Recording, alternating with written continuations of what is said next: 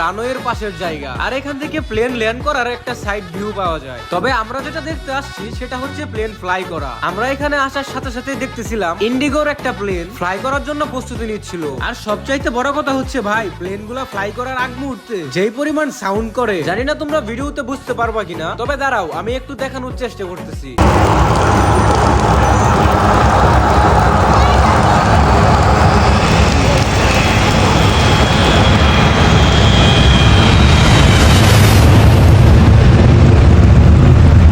তাছাড়া কিছু কিছু প্লেন ভাই এত পরিমাণ সাউন্ড করতেছিল যে এটা আমার ফোনের মাইক্রোফোন পর্যন্ত ক্যাচ করতে পারতেছিল না। মূলত যদি তোমরা প্লেন ল্যান্ড করা এবং ফ্লাই করা একসাথে দেখতে চাও, তাহলে তোমরা একটু সামনে হেঁটে এই জায়গাটাতে আইসা পড়তে পারো, কারণ শুধুমাত্র এইখান থেকেই তোমরা প্লেন ল্যান্ড করা এবং ফ্লাই করা দুটোই একসাথে দেখতে পারবা। আর দেখো গাইস, তোমাদের জন্য ভিডিও করতে গিয়ে যে আমার কি কি করতে হয়, কোন এক ট্রাকের উপরে গিয়ে উঠছিলাম, কারণ নিচ থেকে ভালো ভিউ পাইতেছিলাম না। তোমাদের জন্য